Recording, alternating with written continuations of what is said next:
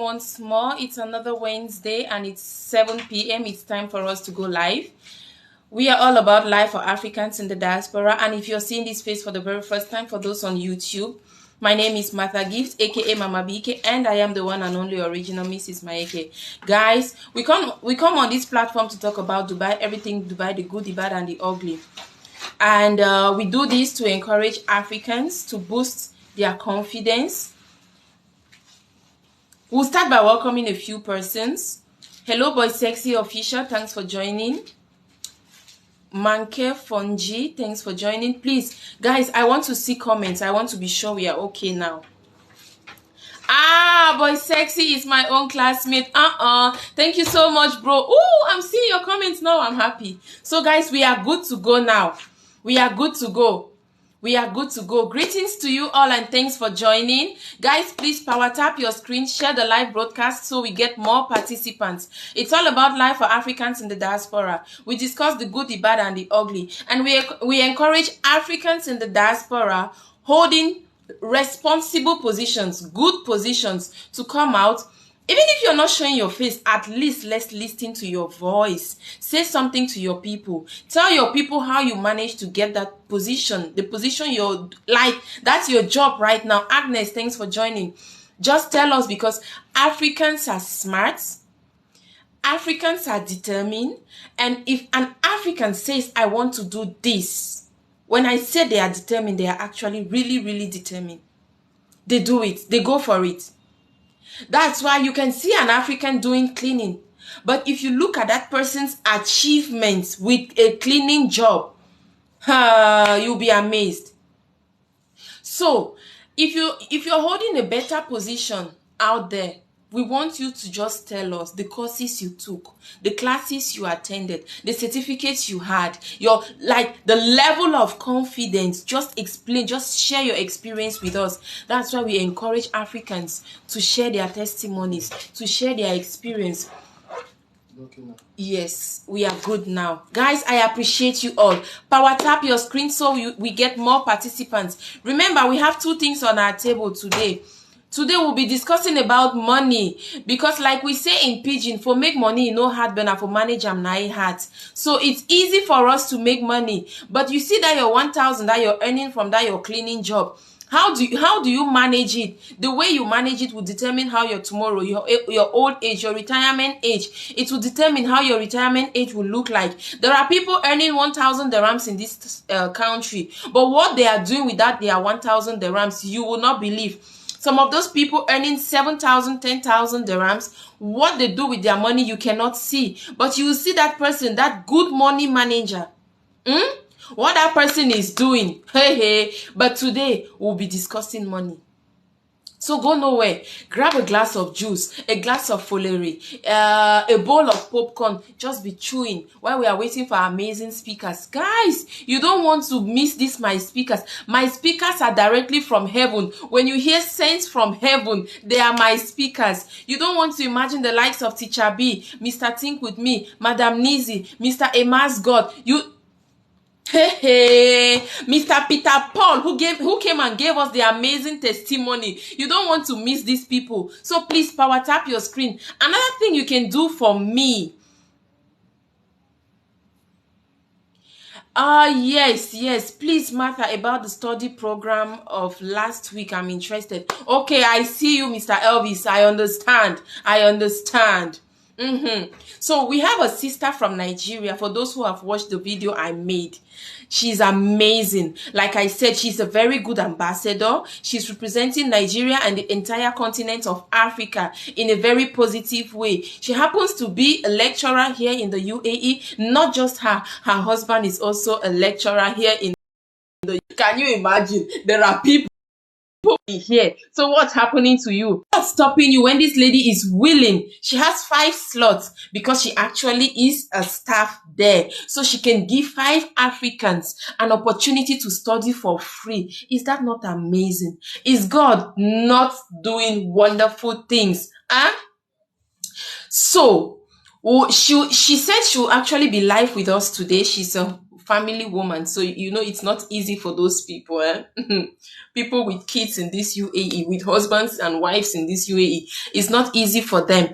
But we are expecting her. And since we'll be discussing money, and the topic was actually brought by our amazing speaker, Mr. Think With Me, I think we'll give him a few minutes. Once he comes, we'll actually dive into it. And once our sponsor, yes, comes with that. But for now, anything you want to share with us, remember, usually we are all about life for Africans in the diaspora. We want you to share your testimony, because by you sharing, some of the people we have here who still don't want to accept the harsh realities of what is happening here will believe. Those who are back home who don't want to believe. Hello, Sherifa. I miss you too. I miss you too so much. This is my own sister from Uganda. I have known her since, if I'm not mistaken, since 2018. She's amazing. Ugandans are amazing. So if you have anything against Ugandans, don't say it around me, because I will attack you. I'll fight you. Yes, I can fight for all my lovers, all those I love. Oh dear, oh my God, like my followers. Another thing you guys can do for me is to subscribe. Guys, please subscribe to my TikTok. I know you say, but I have followed you. But when you follow me, I don't benefit anything. But if you subscribe, I will get some financial benefits. So guys, please subscribe. So usually what we do is we send invites to all our viewers. And if you are interested, you can come and share something good with us while we are waiting for our amazing speakers of the day. Everyone around me is amazing. Everyone around me is unique. Everyone around me has a special gift from God. I am open, Sherifa. Any day, anytime, just tell me, Martha, I want to. Just say, Martha, I want to. And I'm just going to share you my location. You know. Okay, Mr. Chuki. If you have anything to share with us, like your experience in the diaspora, you can go ahead with it, because we are trying to wind time while we are waiting for our speakers and our sister who wants to give us the scholarship. Okay. I really don't know much. I just came across these your videos last week when you were talking about credit cards, and I was like, this thing, someone has a thought to just come and share this thing live. Like, really, I was so happy, and I was like, this is where I belong. I just want to be sitting around such kind of people and just get to know about finance. I need to learn so many things. So I'm here in Dubai. Originally, I'm from Kenya. Yeah, Amazing. yes, I've hustled in Dubai for like over 5 years. I've worked from being a nanny to just I can going to imagine. these It's cash not easy. levels. Yeah, it's not easy to being in cash levels and then being a nursery school teacher. So I've gone through the stages, but I feel I'm not there yet because there are so many things I would want to know. I Wow. earn money, but sometimes I'm like, I don't know even how to manage my own money. It's Wow. a Thank shame to you. say, yeah, You know your but need. like I'm like I really need it. Like really, I'm desperate to just know how I can actually make it here in Dubai because I've seen people that have made it so much here in this country. And getting to hear when people were talking last week, oh my God, I was like, this is where I'll be every day. I am Yeah. not alone. Jesus is with me. We We are are not not alone. alone. Please, you're not alone. That is what Oh. I like. These are the testimonies I love hearing, because Mm-hmm, it gives mm-hmm. me that satisfaction, like you're not wasting your time, Martha. Do you Yeah, like look at me? I sacrifice my time to come live so we can be discussing exactly. about these things. And God is so Oh. faithful. He keeps sending the right people my way. Can you Yeah. imagine? Like I sleep in peace. I get that Mm-hmm, satisfaction, I tell you. mm-hmm. I really do get it. Can And you, when people like you come out here to say this, you're just feeling please me. keep doing it, keep doing. Even today, when I was coming from school, I was just telling myself, "Oh God, just teach me how to manage money. Please, just teach me. I need to make much from what I'm earning. I need to make a difference." Like it's always in my mind like that. But today it was too much. So when I just saw your video, I was like, "Oh God, thank you." You know, I'm really happy. Really, Oh keep my doing God. what you are doing. You really don't know. Oh my God, thank you, sis. Can you imagine? We agreed on Friday that on Wednesday we'll be discussing money, and Yes, money has been on your mind. a lot, Oh, a lot, a God lot, a is lot. faithful. Oh my Okay, God, I've been so already, stressed guys. by just money, money, money. I want to Yes, hear. I want to. There is one guy, Mr. Ferdinand. He left a comment, and I have asked him Mhm. to come here. Already on my list, we have Mr. Elvis. It's his privilege because he happens to be my husband to attend the Oh. management program our sister is Mhm. offering. And we have Mr. Knock Holdings, because we'll actually be giving our sister today live. We'll be doing it live. We Wow. have this sister from Nigeria. She's actually Mm. giving 5 slots for Africans to study here in the UAE, and they'll be Wow. getting their certificates for free. Wow. Yes, Wow, I that's posted amazing. it, and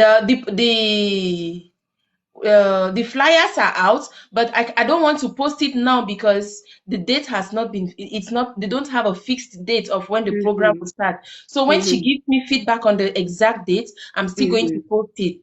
But she Yeah. says it will be within this September, maybe first or second week of September. So Mm-hmm. we have our sister here, Shine. Shine, Yeah. I'll put down your name, but what we are doing is we are not just taking people. We Mm-hmm. want people who are willing to study and will be Mm-hmm. willing to give back to the community. Yeah, Because exactly. we are about he says which degree level. Hello, Mm. sir. The thing is, she will be here to throw more light on it. She will come to Mm-hmm. explain. So if you have questions for her, go nowhere. Invite your family people and your village people, your friends and your Mm. frenemies. Invite them to come to this live.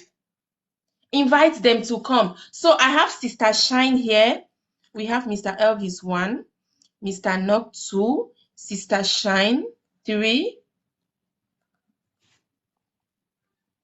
Last week she said about it, and we had Mr. Legend. I remember very well. That's 3. Number 4 will be Mr. The Legend.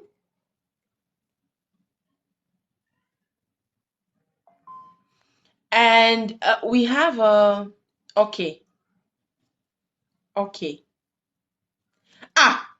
Mr. Choki says he's investing his entire country. Woohoo! He says he has time now. I can bring him up. Mr. Choki, Mm. trust me. Invite your entire country. Eh? Yes, bring them here. We are discussing the future. Mm. We want people like you who are willing to discuss the future. We have tested it. Like, I'll not lie to you, sis. Mm. I tested suffering in this UAE. I mean, I Mm. tested suffering, and there was a time I will cry for hours. Then I'll go on social media looking for information. I can't find anything. You can't find this kind of information Yes, anywhere. I can't find anything. Mm. So it got me thinking, and I realized, hey, it means if no one is doing this and I'm experiencing this, I don't want people to experience Mm. this same thing. No. So I Mm-hmm. have to start. Mm-hmm. So Yeah. you can understand where the inspiration is coming from. The inspiration Wow. is coming from a place of pain, Mm. a place of suffering, a place of torture, a place of regret, a place of desperation. I was desperate for wisdom. I was desperate for knowledge. I kept on Mm. asking, and I had to I had to look for a means to fish out people to give out Yeah. information.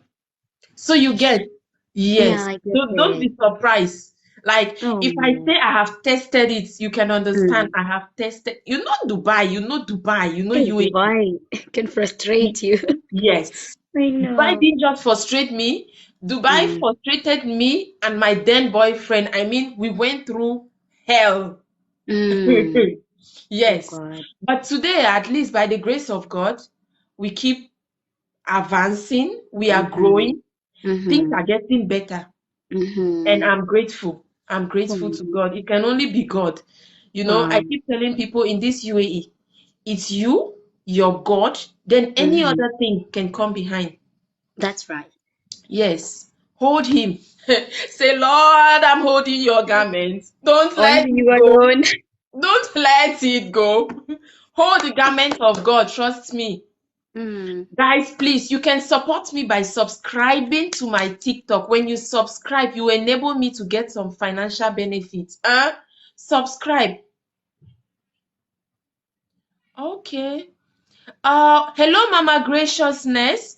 Mama Graciousness says there are lots of books to read. People can share what they have read. Wow, wow, wow. Thank you so much. Mr. Chuki says, by God's grace, now you're making. Mr. Chuki, please. Mr. Chuki, please. You've come again. You've come again. You've come again, Mr. Chuki. Why? You don't want to accept? I'm not yet up to that No, level, but you before think I it's a told you the last prophecy. time I claim it in Jesus' name. I told you the last time somebody told me your salary. I was not lying. Somebody It's a told me. prophecy. It's a prophecy from Mr. No, Chuki, and it's I not prophecy, receive. it's reality. I receive. Okay, ma. Yes. So please, Mr. Chuki, unmute yourself. What do you have for us today? Please come up here. Okay. You know, the topic is money. The topic is money. So what can you say about money? No, I think I will have to wait for Think With Me, because he's always the guy who leads the topic and then we followed. So the one that I want to talk about has been the little experience that I've had in UFE. Let me say, I can say a success story. Yeah. Okay. I think I would love to state that there is no mistakes, right, in every experience, in every circumstance that we undergo in this life. I believe so. You know, I got in the UAE by mistake, and I also think it was God's will. Yeah, because imagine back in Africa working for a salary that is more than $500. Understand? And then leaving it, coming to a country where probably if you get that same 500, it is not going to even save you 20% of what you need. Right? Yeah. So I think for me, I make my little brother to even abandon his business. I brought him here. Wow. When we got in the UAE, the same night we got here by 3 a.m. 3 a.m. in the night. Those guys that went for us at the airport, when I just saw their structure, there, I knew that I made a mistake. I couldn't tell my little brother. And he realized when we got to the accommodation, those guys took us. I mean, he just came in my ear and spoke our local language in my ear and said, bro, do you think that, we made the best decision coming? Are you seeing what I'm saying? Are you understanding what I'm understanding? So I've been the one who brought him out to say, let the day break and then let's see what goes next. Okay. But I knew that something has happened, because under no circumstance that people are enjoying here with the living condition we saw that night. Yeah. We slept in an accommodation. I think it was studio, right? It was studio. And then it was 12 guys I met in that room. 2 ladies. I mean, you are sleeping on a bed space, and then you have a girlfriend. I don't know, it was wife and husband. I don't really know, but it was like 2 ladies with 12 guys, 14 person plus my brother and I. 15 person sleeping in one room. Right? Not easy, but that night we did not sleep. The next morning when I woke up, I wanted to get discouraged. Yes, as a man, you will get discouraged. I started like thinking back home. I started thinking what I was earning, what I was making back home, coming to find myself in your country. That is kind of really crazy. But hope kept me alive, and the grace of God kept me alive. After 2 weeks, what I did, I tried convincing my little brother, encouraging him, motivating him that it is better for him to go back and start from nowhere than being here. For me, I had little skill that I started hoping that God would open an avenue that I would find myself somewhere. For he never asked you. He had been a business person. And then if we are talking about establishing business here, we try inquiring how to establish a business. we needed like something around like 50 to 60,000. The cash that we had on us, it could not even reach 35%. So what I told him, this is what we're going to do. What we have, what I'm looking at. For me, we tried looking for a job in a period of time. A Nigerian guy I met, I always want to say I always want to say God bless him. Chris, Wow. he was a nurse Nigerian guy. Wow. When I got the 2 days we spent, I was a bro. For me, I don't have traveling experience, but I have not lived out of my country before, but I've been traveling. You understand? So I understand little concept, and when you get out there, things will start moving on. So when I saw the environment, I was like, let's try to look for a job and see how the job market will serve us. So after the 2 weeks, we started looking for a job. The figures that we were receiving based on my skill, the figure that I was receiving, it was not encouraging. So I told him, you can go home. I talked to him like 2 days. He refused. Like he go back, the shame. So I pushed him, and God's willing, he went back. The little cash that I had on me matter. I saw the environment. I was like, I believe if I go to school, if I start some certificate programs, you understand, adding onto my skill, you understand, I believe that I will get a better job than what I'm getting, because the highest amount I ever got when I started looking for a job, like in 1 month, 2 weeks, I got 2,000 dirhams. 2,000 dirhams.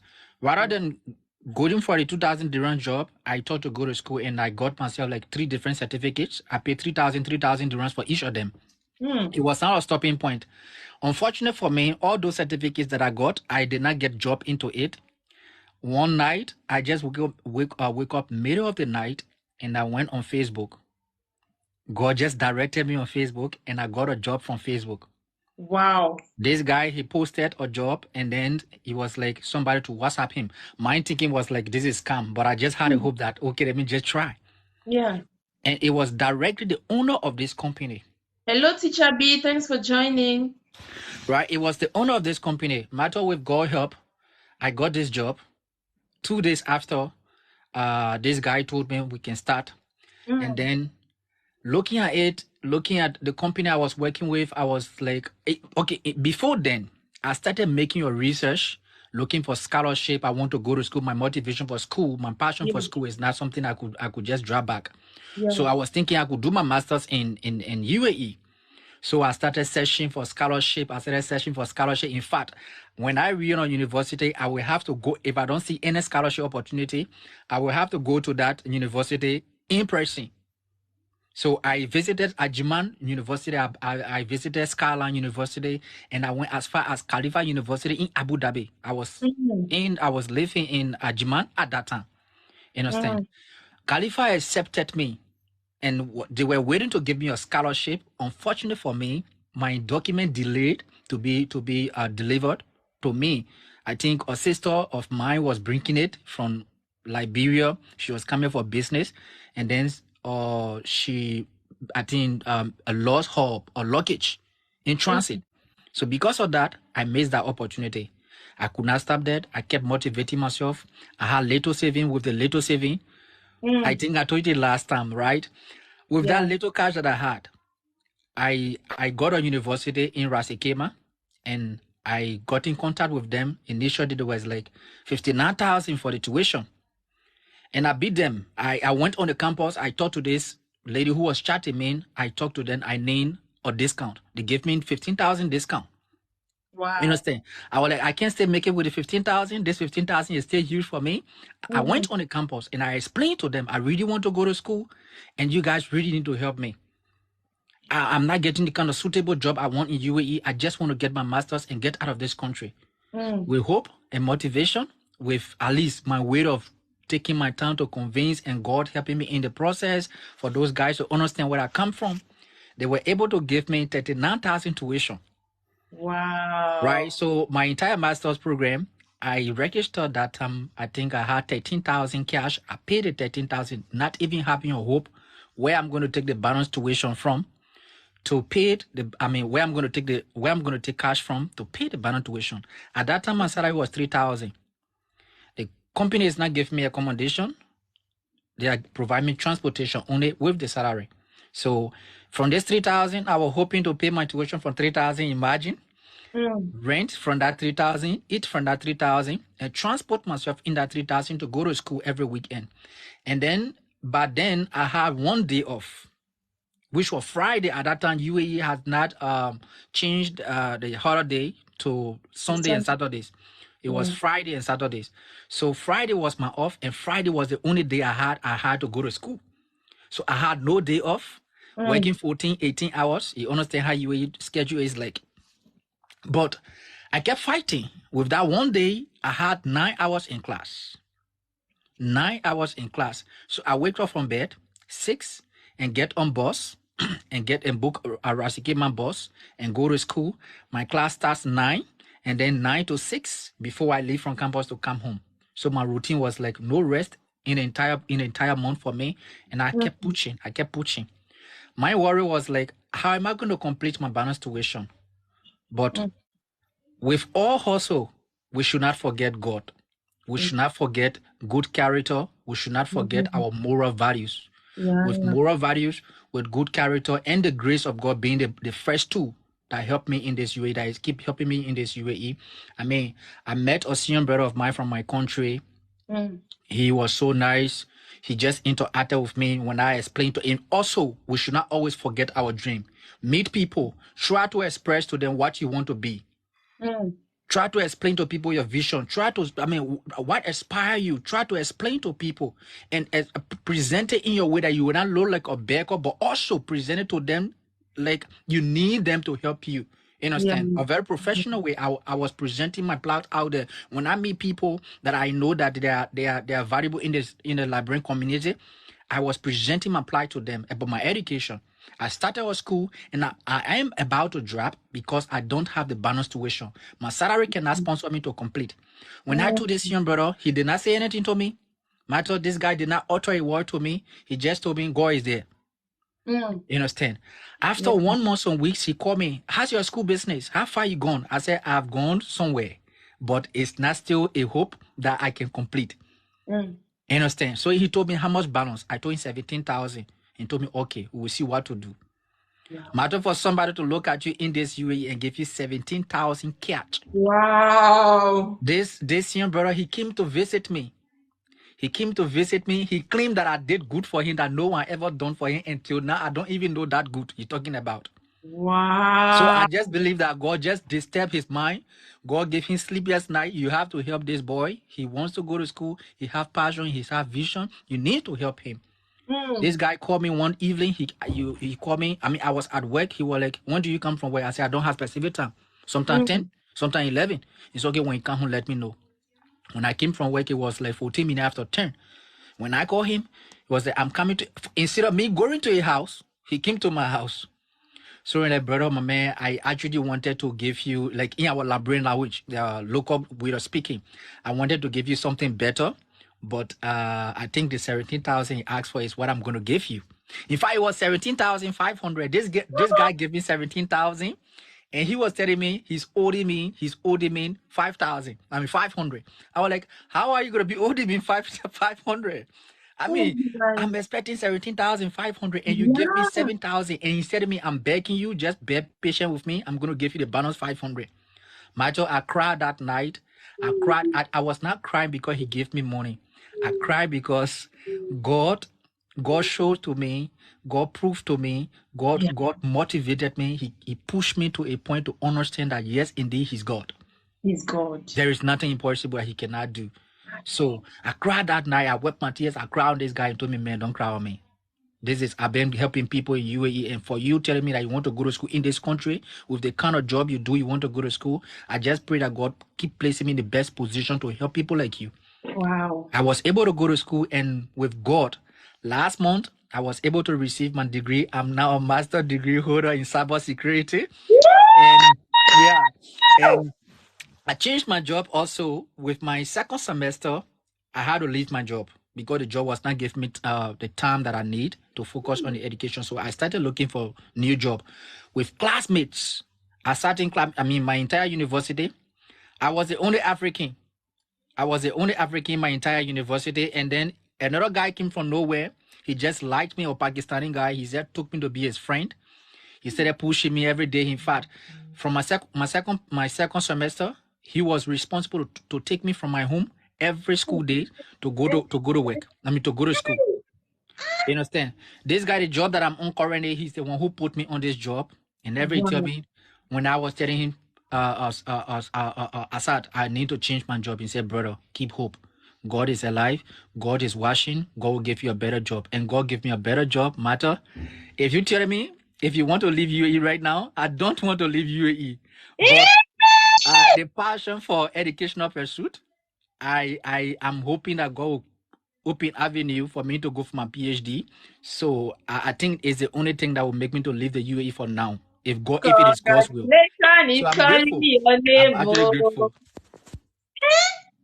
Congratulations, Mr. Choki. No doubt you're giving me those figures because you're taking those figures. No. Please. Don't shift your salary to me. Mr. Chuki, don't do that. Now I understand. It's because Mr. Chuki is taking those figures. But don't worry, I tap to your grace. Hey, guys. Did you listen? It's like I'm the only one listening to this testimony. Did you hear him? Mr. Chuki, congratulations. Hey, determination is the key to success. So yes, sure. Hey. Sure. You know, you see this your testimony. My faith, you just boosted my faith. I just feel like woo. Just see the congratulations for you now, Mr. Chuki. Hey, sir, please shower us now. How you want me to shower you? Shower us. You know you're an African, so you know. You know. You know. I don't need to explain too much. No, now. No, your testimony is amazing. Like just from grass to grace. Like there's no two ways to say it. But thank you so much for sharing, because it's one thing to have a testimony and it's another thing to share, because there are thousands of Africans with amazing testimonies like this, but they will not share. You sharing, there are people out there who need just a word of encouragement. Just a word. But no. But God bless you. Thank God for people like you. Thank God for people like Mr. Chuki, people like Mr. Teacher B, and Mommy Graciousness. Bruno, I saw your comments. I have added, we have so many Africans already who are very willing. I mean, like as determined as Mr. Chuki, they want to study, but they don't have the means. Yes, we have so many Africans who are willing to sacrifice their time, but they don't have the means. I'm taking down the names and I will not stop.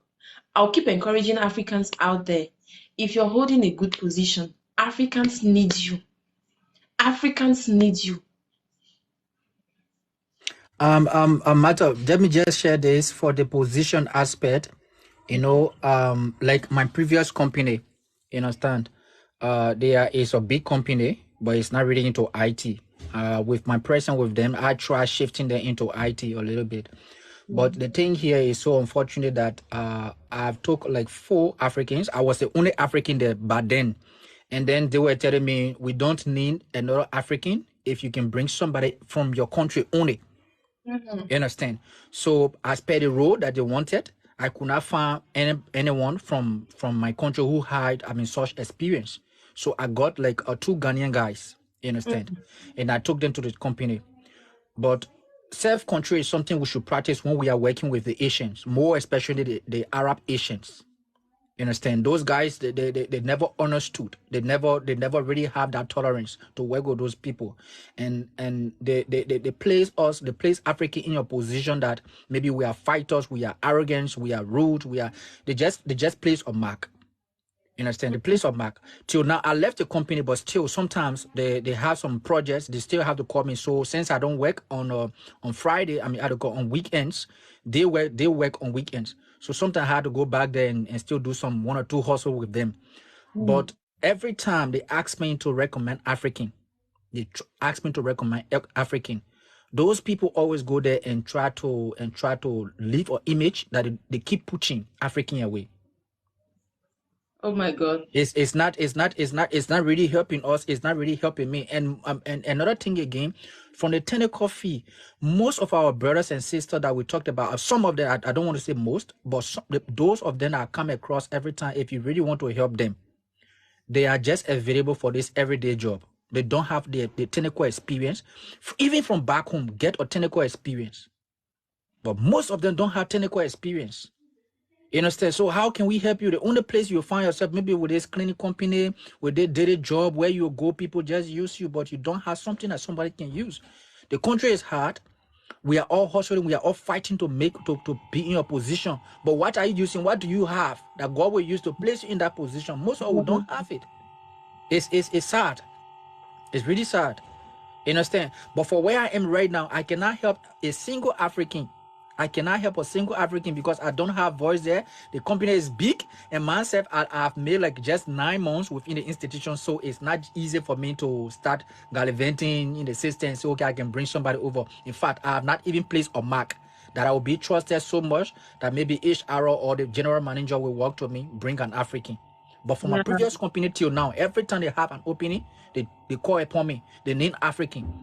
They always, because of the example, the character that I practice, what I did there, they still call upon me for projects and also for employment. They always call upon me. Teacher B, I love this your statement.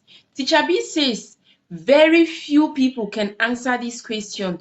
What can you do? I'm going to make a video on that sincerely, because it's a question we should ask ourselves. And there's another question I saw. I was going through LinkedIn and I saw a question. How long should you stay on a job?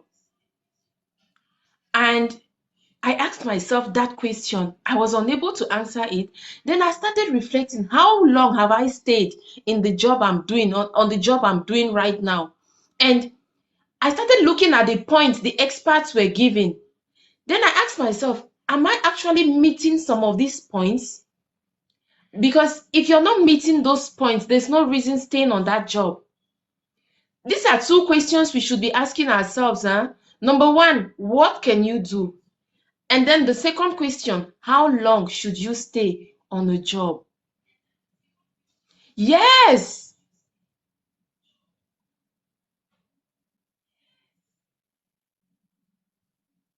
And Mommy Graciousness says, if you are a marketer, move every 3 years.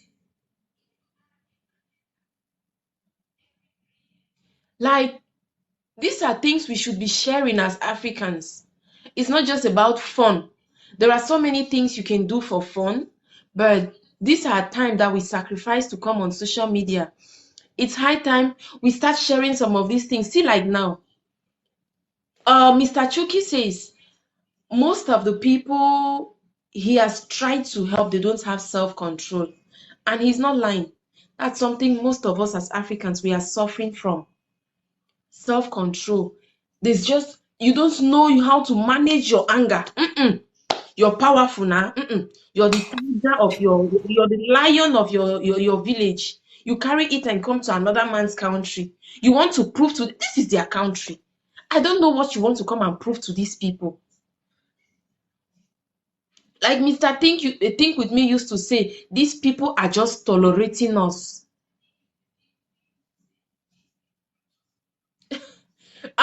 It's true, Mr. Ferdinand the Duke. They gave another point like that. He said, I leave anytime I feel I'm not valued. It's true. Matter with that point that the brother made, I want to make a comment on it. Right?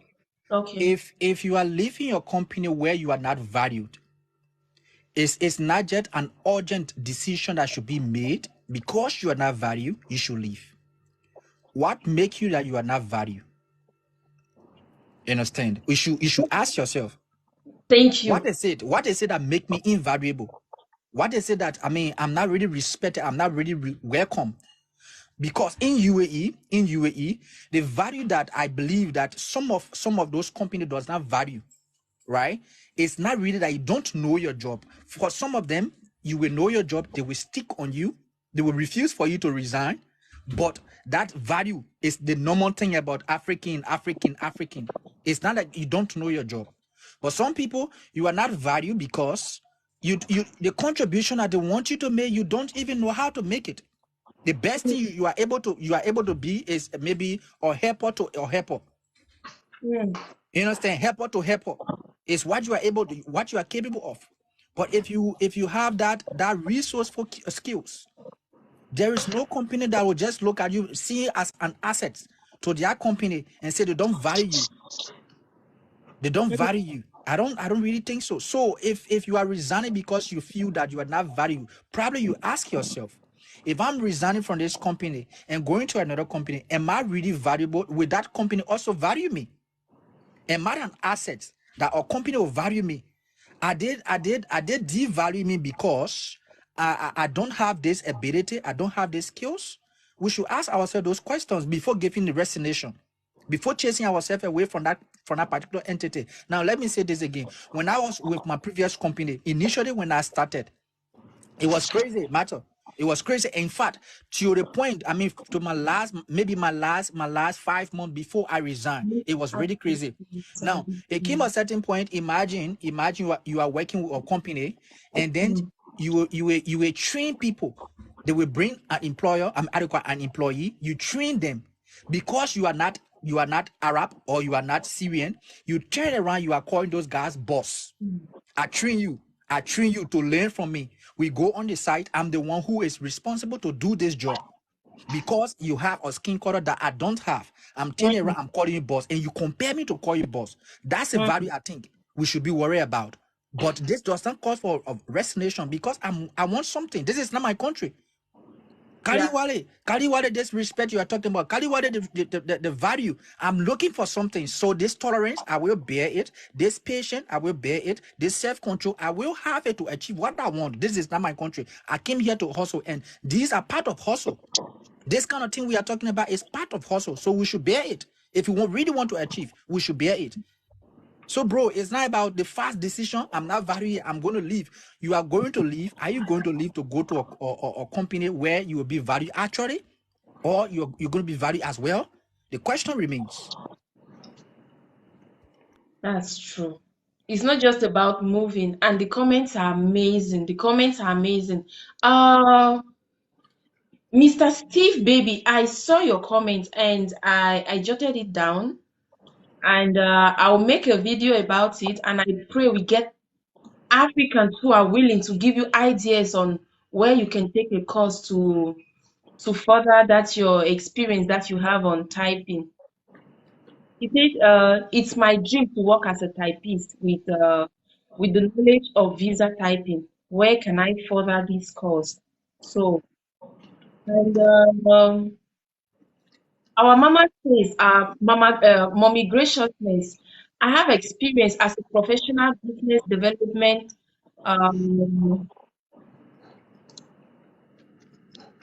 professional. I grow at every place and move. Okay. So wherever she goes, as far as she has more experience and she learns something, she moves. Achievements for marketers depend on your strategy. Wow. Amazing.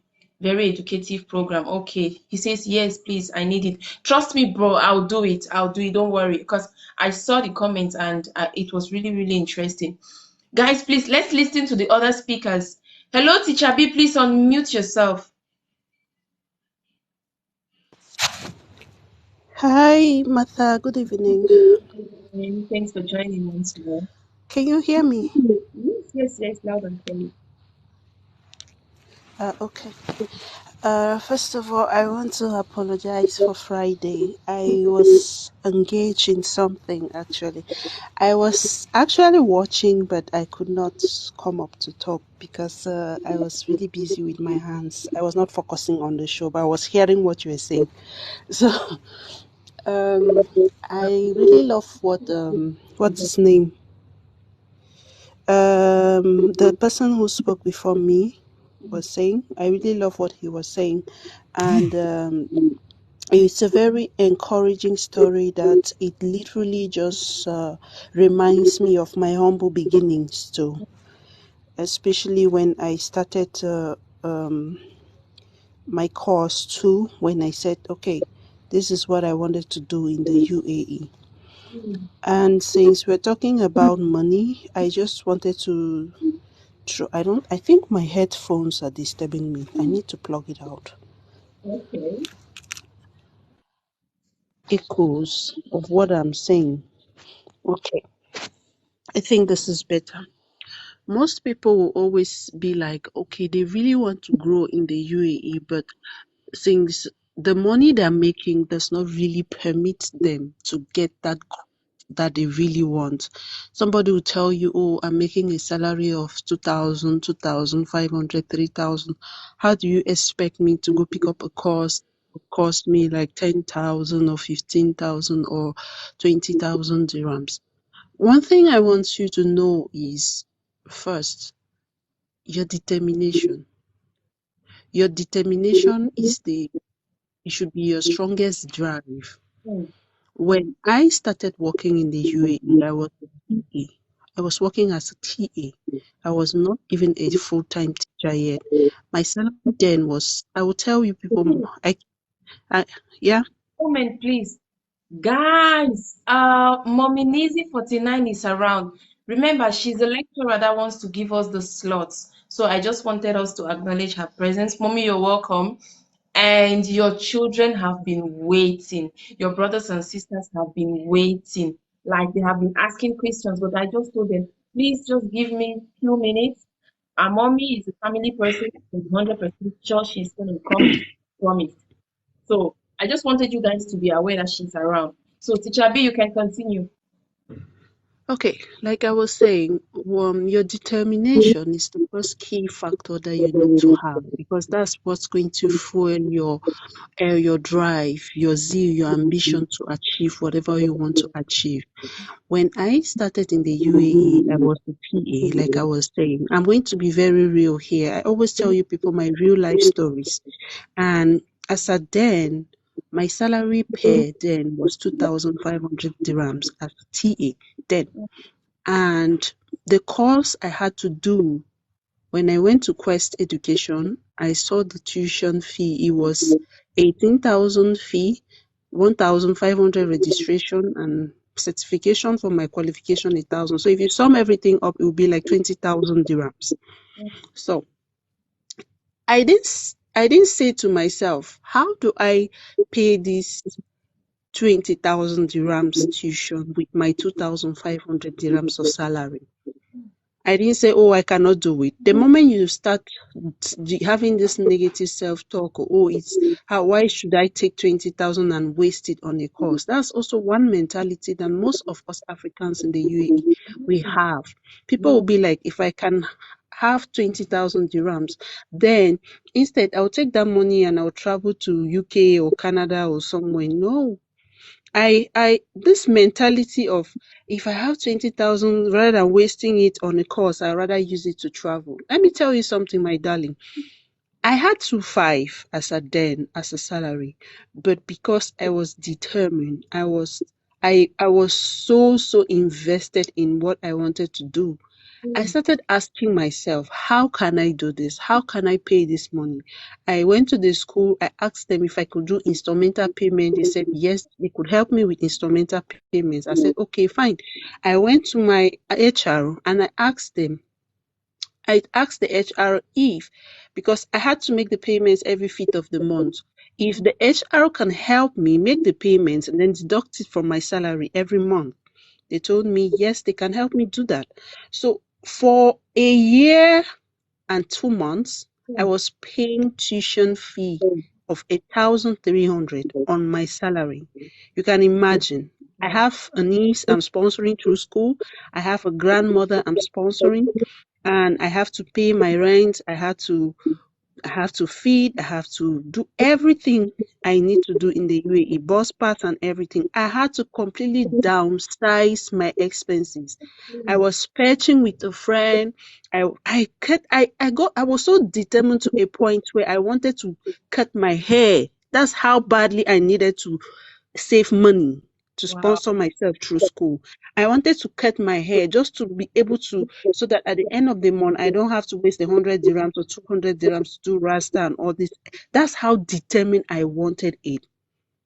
And the person, the school I was working for, they saw that deal for me. They had to talk to the school on my behalf. I got a discount. I actually paid 15,000 for tuition and Wow. not the normal 18,000. And then plus my registration fee and my certification and all that. So when I got that, you see that sometimes when you just make that decision, making the decision is first of all the tough work. And you saying, okay, I have to do this no matter what. I must find a way to do this. That is where you start seeing the solutions coming out.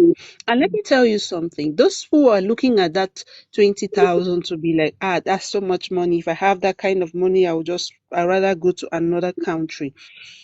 If you can do this job, Wow. right? I suffered for a year plus. I will not lie to you. That year was hell for me in this country. It was hell. I no outing, nothing. It was hell for me. And that was how I started coming up with my survival methods, budgeting. It helped me manage financially up to the point when I got my certificate. Now, if you can spend that 20,000, you get a certificate that will then get you a job that will pay you 7,000, 8,000 dirhams. How long do you need to save to make that 20,000? Let's do the maths. How long do you need to save to get that 20,000 dirhams back? Let's say you finally get a job that they pay you 7,000, 8,000, 5,000. You need just 4 months to get that 20,000 dirhams from. People don't always see that brighter side of the picture. They always look at the money you're investing to be too much. Like, this is too much. I can't just waste this huge amount of money to do something that I can easily take the money and move to a better place. That's not it. Look at the bigger picture of it and be determined. Say, I have to do this no matter what. Because that your no matter what is what will fuel you. Trust me, the course was not easy. It was not. There were times I wanted to give up because assignments were choking me. I had to go to work. I had to come back. I had to do assignments, submit assignments, do up and down. It was choking. But when I finally got my diploma in my hands, trust me, it was worth it.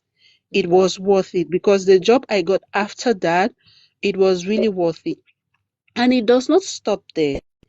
I want to throw a little bit of light on what you were saying about when are you supposed to leave a job. The problem with most of us Africans is this. I go to school, I get a bachelor's degree, bam. Some of you got your bachelor's degree like 5 years, 6 years ago. Since then till now, how have you grown? Like, how? What has improved? What has added since then? But you expect people to pay you more. I'll tell you something. I got that certificate that was in 2020, 2020 or 2020, 2021. Yeah, that was when I got it. Aside from that, you need to grow. The first school I worked in, I was a teacher. The salary I left from that school to the next school, I had an addition of 2,000 dirhams on my salary. Wow. It's not because I was still holding that diploma. No, I had other courses I had done. I had other things you do to upgrade yourself. You have to constantly increase your value. I wasn't increasing that value because I wanted to stay in my previous place of work. I increased that value because when I'm moving to the next place, when you ask me that question of how much should they pay you, I add that money and I know why I am adding that money on my salary. And the employer will pay you without any blink because they can see the value you're bringing to the table. When they ask you about your salary and you've not improved ever since you got there, you've been with this same thing, how have you grown? What value have you added to yourself to make people want to add the money they're paying you to? We should consider that. And one last thing I would like to say is when you're working in a place, I operate on the principle of being outstanding. I like to be outstanding. In other words, I like to be indispensable. They say nobody is indispensable at work, but there are some people that if they say they want to fire 10 people from work today, they will think twice before they fire you. That's what I mean by the principle of being outstanding. For example, if you check how many teachers are in the UAE, African teachers are in the UAE, you could say there are 25, there are 100. If 100 of them apply for this job, what makes you outstanding? What makes you have a competitive advantage over these 100 people? So that's what I do to be outstanding. Where I work, I speak English, I speak French. That's a rare blend for Africa. Mm. It's a Yeah. very rare blend for Africa. So I know this could be my competitive advantage. What do? I go to a French school. I study how to teach French language. When I add that to my CV, I apply to these bilingual schools. My previous school took me because of that. They needed someone that my class is half English, half French. So they needed a Yeah. teacher that has that blend.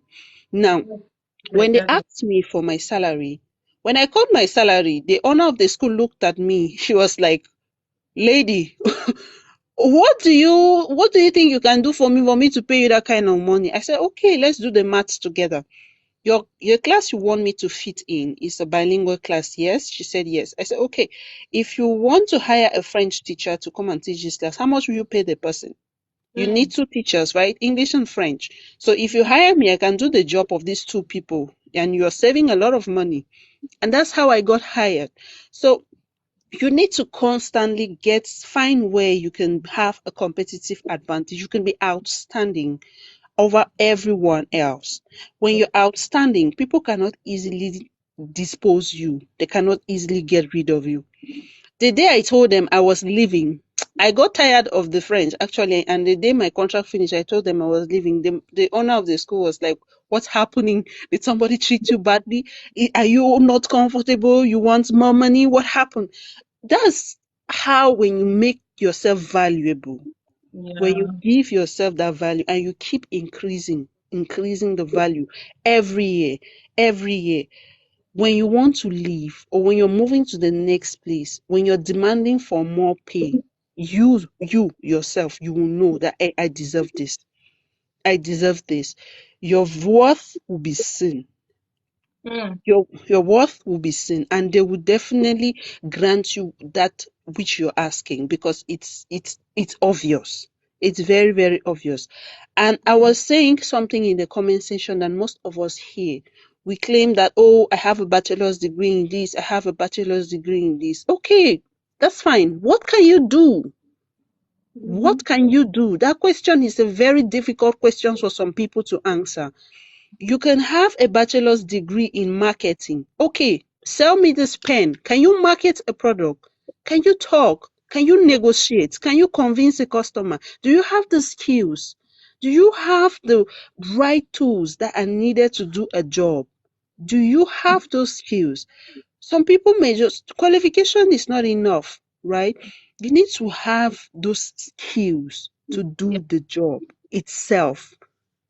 Your degree is fine to have the paperwork, but the skills is what will keep you in the job. You can have the degree and it will take you to the job, but the skill is what will keep you in that job. So aside from gathering certificates here and there, make sure you master something and master it so well that you're outstanding in what you're doing. Martha, you want to say something before I continue? Mr. Chuki says, sure, because the degree is different from what you can actually do, and that's true. And do you have something to say again? Hello, Teacher B, are you still with us? Oh, yeah. Yes. Do you still have something more to say? Because I it's I wanted to ask regarding the CPD that lady the lecturer from the university was talking about. yeah, I don't know if she's here and she's going to talk to us about it. yeah, These are some of the opportunities that most of us need to really, really take advantage of. yeah. Have CPDs. I'll tell you something.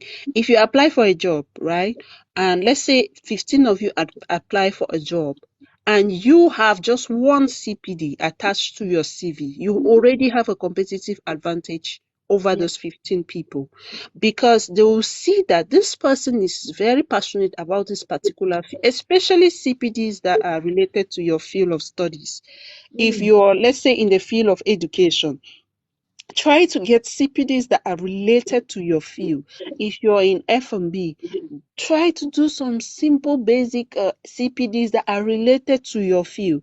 When you add these things to your CV, when you're submitting your CV and people see, they will know it already gives, it makes you stand out.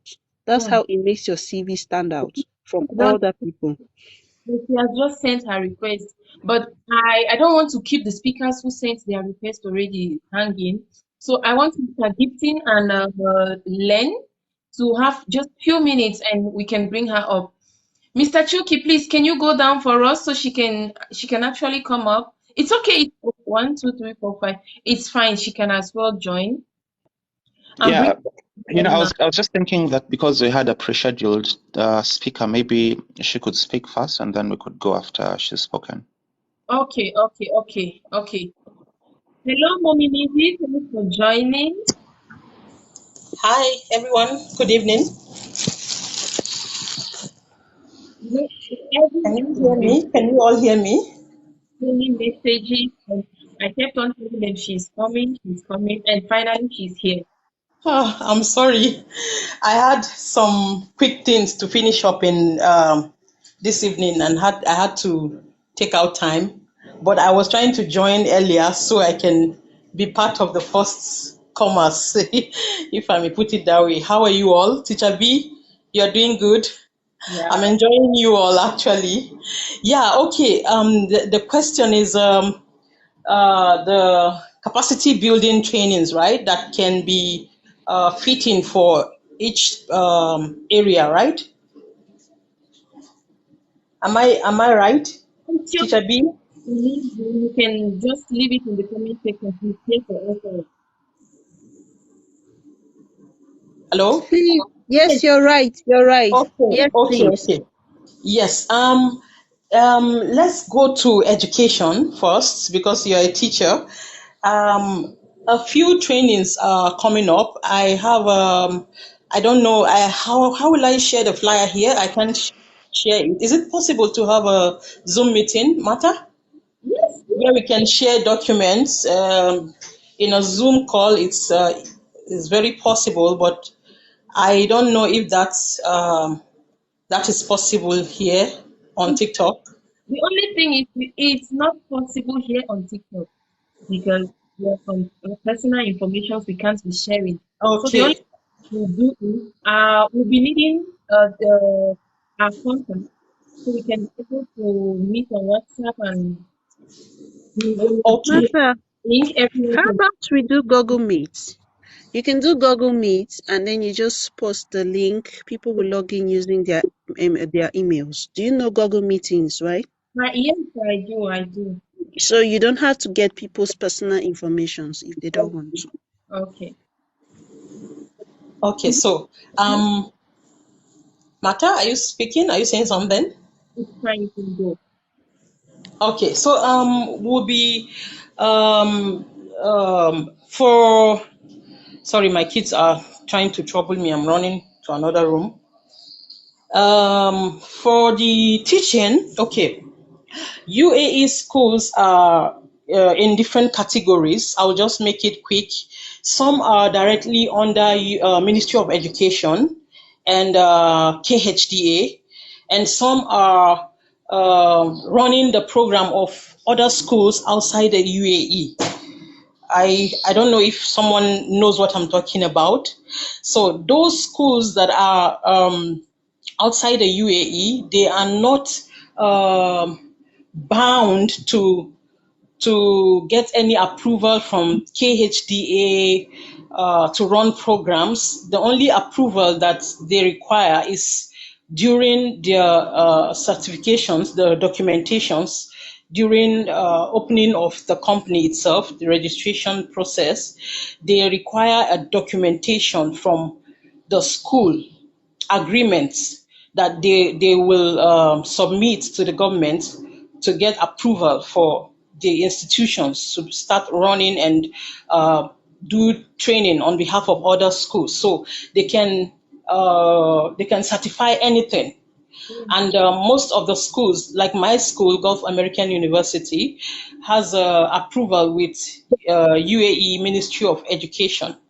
And the certificates, the degrees, can be attested in the US and in the UK. So those who have graduated from our school, they are able to attest, and some can get WES.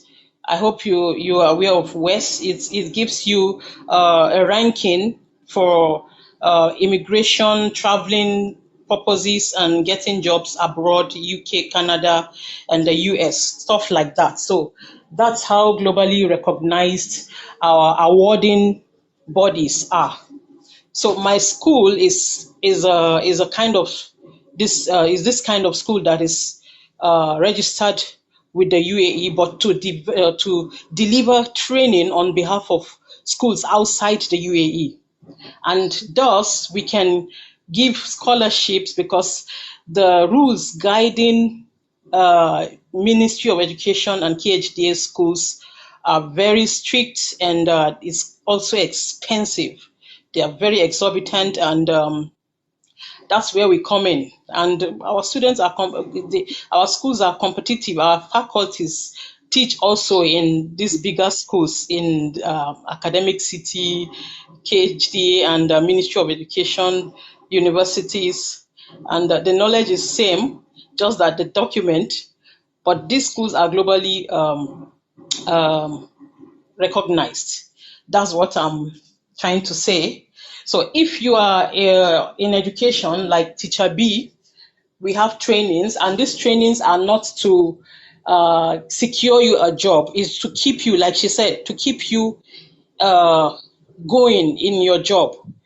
You can perform whatever you have trained for. The trainings actually are to just change our perspective, give us a different level of mindset. You'll be able to do things better. You'll be able to serve better in a very articulate way, more than just any other person. Sometimes we are doing what we are doing well, and when you go for a training, you think you're doing it well, and you get a better perspective of how to do it, and it gives you this thing that we are looking for. So, sorry, I'm a bit I'm a bit in a haste.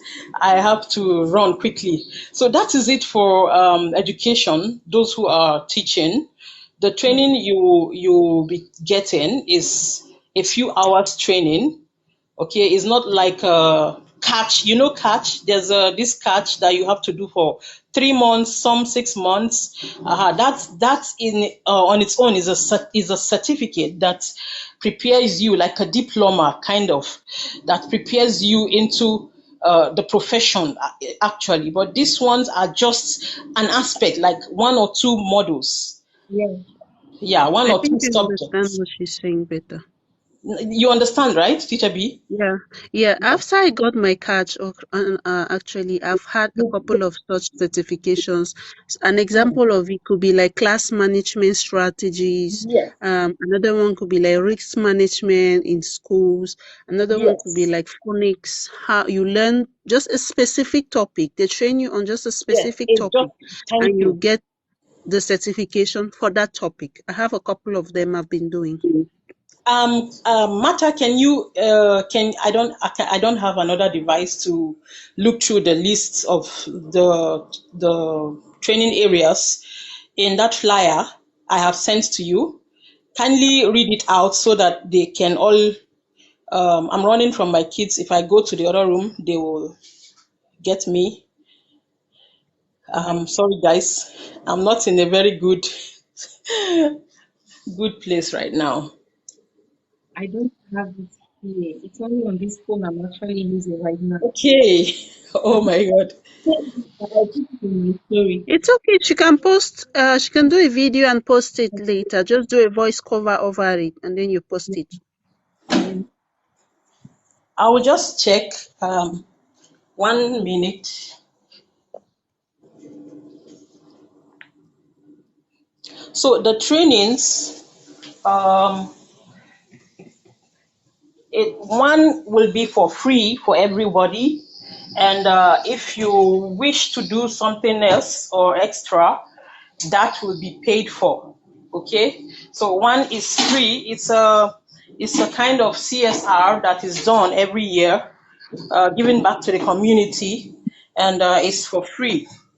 So many people have benefited from this, and especially my African people. I have usually I get slots every year to extend the opportunity to them. So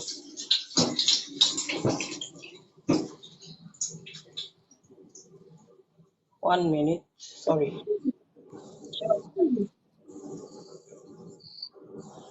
Okay, I got it. There's one under management, corporate leadership. That's managing uncertainty in the digital age. Okay, I don't know who that will relate to, but in a world of a lot of uncertainties, how will you navigate? How will you cope as a leader in your team or as an aspiring leader? Okay, that's for that corporate leadership, managing uncertainty in the digital age. Okay, and another one is leveraging data science for the 21st century teaching and learning. Teacher B, this is for you. Leveraging data science.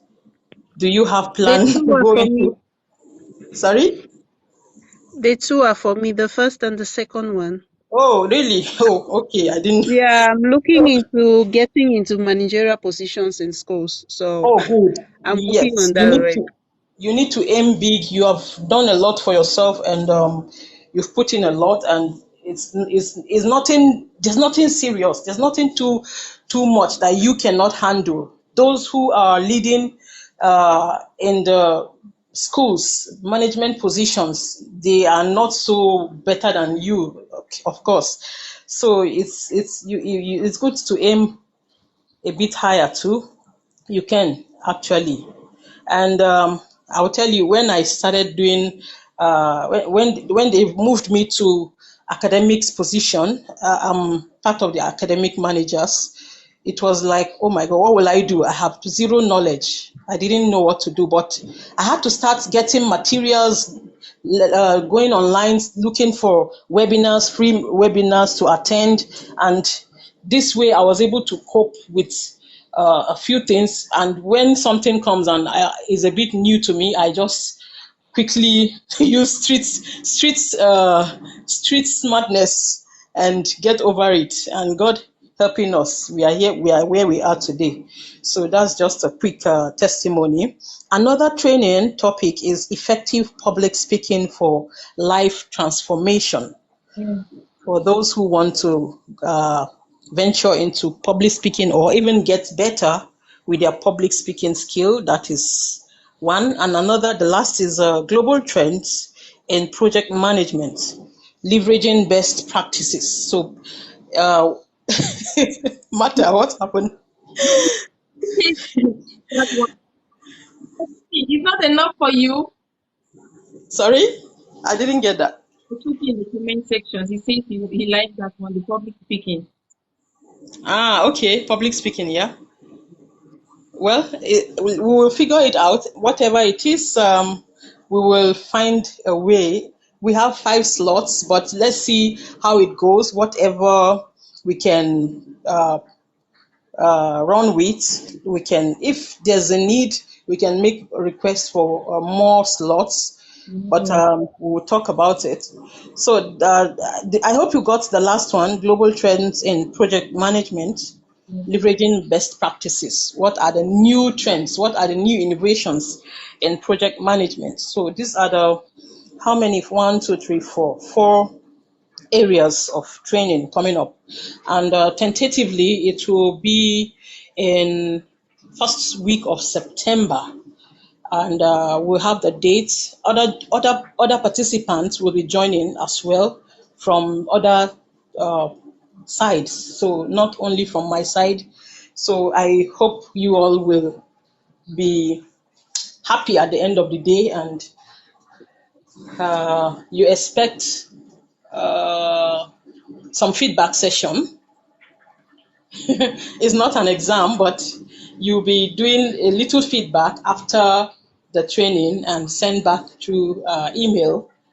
And just be yourself, do what you can, but during the training try to get I'm sure they might share the materials too, but let's see how it goes. They've been sharing materials for the training, and if it goes that way too this time, fine. If not, just take notes as much as possible, and but let's see how it goes. Any question? I'm sorry, I'm in a haste. Sorry, guys, I'm just rushing. If she's here, you can ask. Thank you so much, Nizi. I just have a question. You said at the end of this, we're going to get certificates, right? Yes.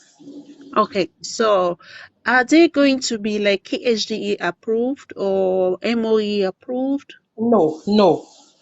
Okay, it's just Yeah, going to be like a CPD. yes, yes, Okay, I get you now. yes. So, but other programs like diploma, that will be a little expensive, maybe around 1.5 USD thereabouts. Those will be not KHD approved, but US, one of the states in the US attested, Okay. and California, yes, California state, and it will be directly legalized from there and Okay. sent to you. So let's see, we can talk more. All right. Thank you so Yeah. much. Yes, God bless you. Thank you, guys. Thank you so much. Thank you. Yes, you're welcome. There's just one thing I want to add from what she was saying, actually. Okay. Those who like to do courses in the UAE, I said this here the last time, and I'm going to repeat it again here for those who are new on this platform. You don't just be excited about doing, I want to do a course, I want to do a course, I want to better myself. Before you do a course, first, check which body is overseeing that field in the UAE. Which body is, regulating that field? Nizi said something here about like the field of education. The bodies that regulates education in the UAE, we have MOE, which is the Ministry of Education, and we have the KHDA, which is the Knowledge, Health and Development Authorities. So if you're going in for a course, don't go and spend money and get a certificate that is not KHDA approved or a certificate that is not even recognized. I told you people, somebody inboxed me from this gifts show, from Martha's show, and was telling me, oh, I have catch and I want to be a teacher. I was like, okay, you got catch. Where did you get the catch from? She said she actually paid 1,500 dirhams. I was like, wait, what? For what? And she said she paid for catch. I tell her, can you send me the certificate you got via email? I need to see it. And she sends me a Word document stamped with some very funny writings on it. I was like, my darling, I don't know who, even me, I can sit on my laptop in the next 10 minutes. I'll draft this thing and give you. I don't know who gave you this document, but whoever gave you, this is not what a catch certificate looks like. First, it comes from the UK. It's being certified in the UK. It's not done here. It's not given here in the UAE. So when you do it here, the school applies for your qualifications and it comes from the UK. It comes sealed in an envelope from the UK. That's how I got mine. So it cannot even be, how can you be telling me something people are paying 15,000, 20,000 dirhams to get? You got it for 1.5. So, and you did it, how long did you do it? She said she did it for 4 months. I'm like, are you serious? That's a course that takes a year. You have to write project. Those who studied in the university like UB, You can understand what I'm saying. You will write project. You will defend the project. You will go for internship. Those are just the requirements for you to achieve that. So you cannot tell me you did that for 6 weeks and you got the. I told her, see, next time when you want to do something, check the institution, the school that is giving you that qualification. Are they authorized to even teach that course? Do they have the license to teach that course? Are they KSGA certified? You should check these things carefully. Most of them, if you go to their website, you scroll down to the last part of the page. This information, you can see them there. You see an institution, they will put the governing bodies that are regulating the institution there. You can even go to Google and check there. This school, take it to Google. Is this school certified by the KSG, authorized by the KSG or Ministry of Education? Is it authorized to give this lecture, to give this certificate? These are simple informations you have. Most schools that are true and are authorized, if you scroll to the last part of their website, you will see it there. You will see the KSGA logo. You will see the Ministry of Education's logo. They're certified. They'll put it there, certified, KSGA certified, MOE certified. So these are some small basic informations that we should always try to check them so we don't waste our money. Thank you, Teacher B. Thank you so much. As it is right now, it's like Mr. Think With Me gave us a topic and he failed. Maybe he's busy because I remember the last time he was actually apologizing. I'm sure he's busy with work and he will not be able to come. We'll push it to Friday. It's never too late. So, sis, case you don't feel like you came up and we didn't actually discuss about money, we'll continue. He was actually the one that brought up the topic, and we just added with the fact that Mommy Nizi was coming to explain to us about the course. And on Friday, we'll continue to actually talk about money. For those who saw my story, please, I apologize. And Teacher B, really do appreciate you for all the work you've been doing. Teacher B has been exposing a lot. Teacher B is not the only African teacher in UAE, but at least she's the one that keeps coming up to talk about these things. It means she has the people at heart. She wishes good to Africans in the UAE. And we really do appreciate you for that. And we pray God keeps increasing you. May you get everything you desire. Hello, Mr. Gibson. Please, can you unmute yourself? Hello, all. Thanks for joining. Thanks for having me. Okay, so I'll talk about money because I think that's the subject I found going on when I joined. And I really liked what Chucky was saying, because in previous sessions that we have had on this platform, I have heard how people have said how foolish it is to give away money. But you've heard what happened to Chuck, right? Someone gave 17,000 dirham and it changed someone's life. Yeah. And I know that sometimes we think of the people we support as being burdensome, but just think about how you could change a life. And like I said, for me, and I do not know how relatable the things I talk about are, because I might be in a very privileged position, but I feel that some of the principles that I might put on the table might be relevant for some people who listen. In terms of supporting family, let me just give like a personal testimony. So first of all, I grew up in a very poor family, right? And my father really struggled to school us, and a lot of people would help him, and sometimes he would just go and ask people, hey, my son's school fees is coming due and I don't really have anything right now. Can you help me with something? And people would give him money and he would come and pay school fees at the very last moment. Because I was blessed, I just happened to be very bright in a particular subject, not in everything. I just happen to be very good at mathematics, and that is the profession that I am in right now. And I'll talk about it a little. So if those people did not feel sorry for my father and give him the money that he needed to school us, because he didn't really have enough many times to school us, then we would never have gotten to where I got to. Then he schooled me. He got me through campus. I graduated. And in turn, I was able to invest in my family. And I think this is one of the key things that I need to tell Africans. Sometimes you cannot be the only person supporting your family. So, for example, I put my sister through university. She's gotten her master's before I did, and she's now the one who is mainly supporting the family back home.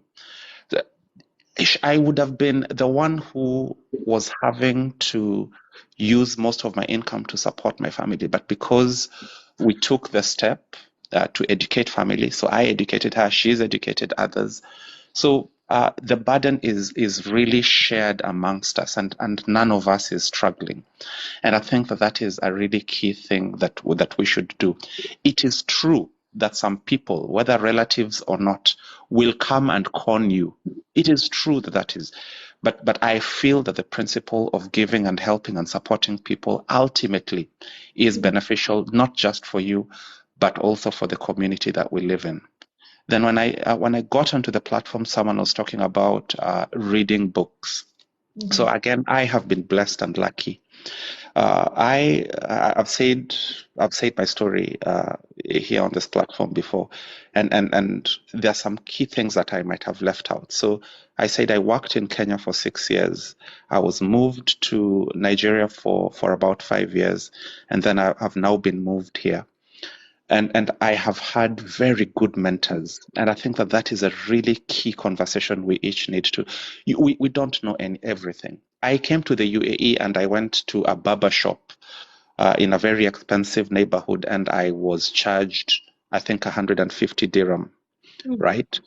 And when I started having conversations with people, I was told, you are so silly because a haircut costs 20 dirham. How is it that you're paying 150 dirham, you know?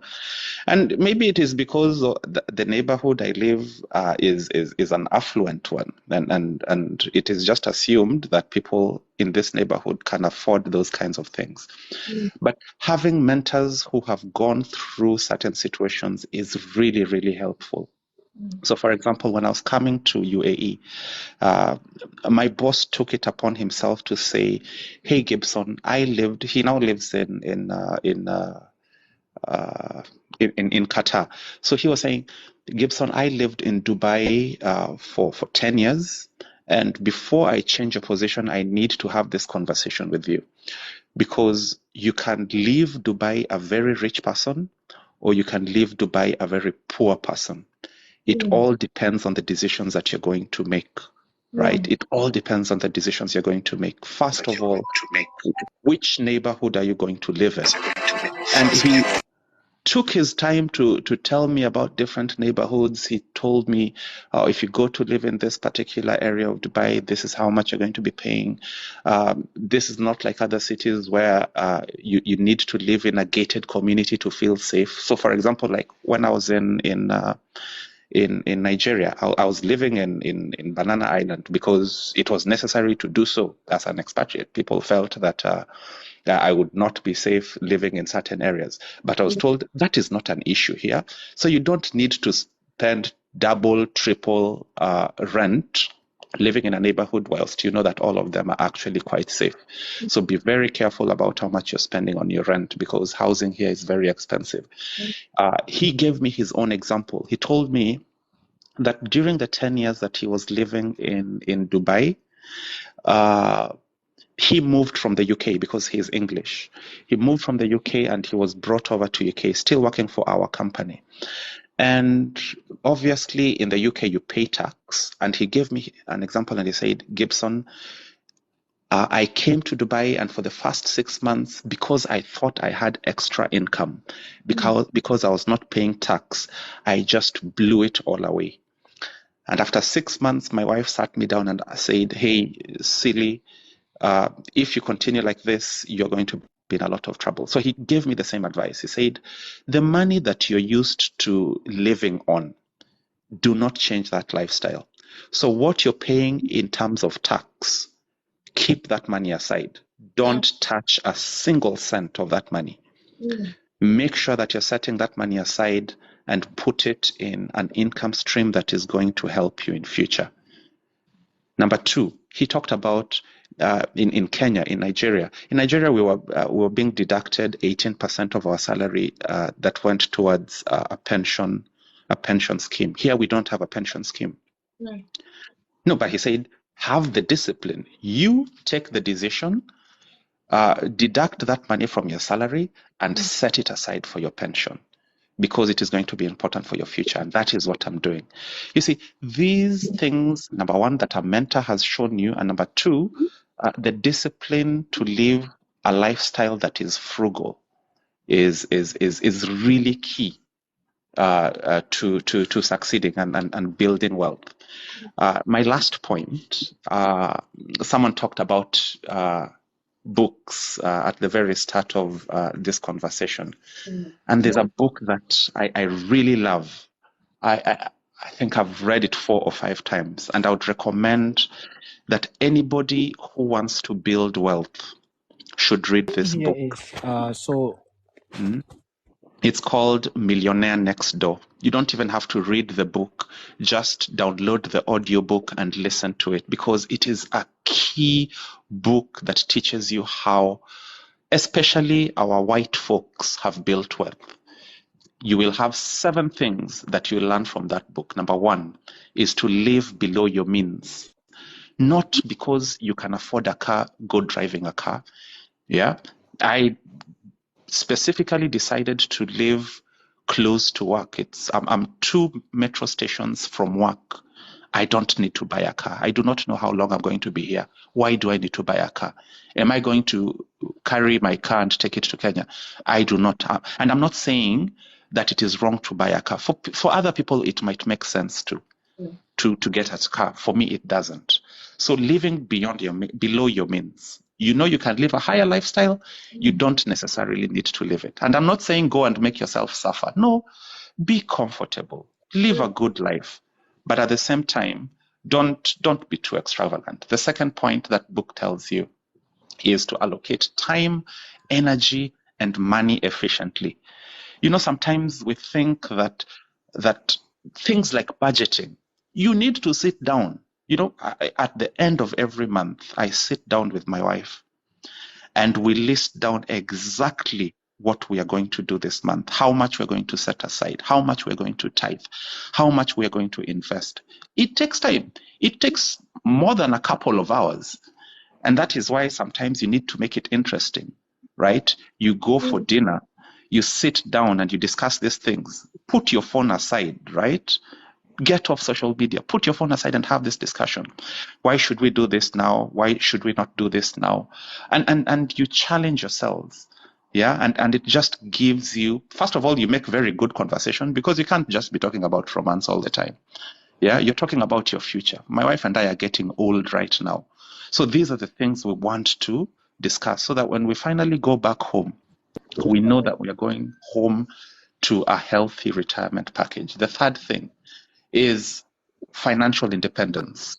You know, we have this, I am an employee, but let's not make a mistake. And Teacher B has spoken very well about making yourself valuable.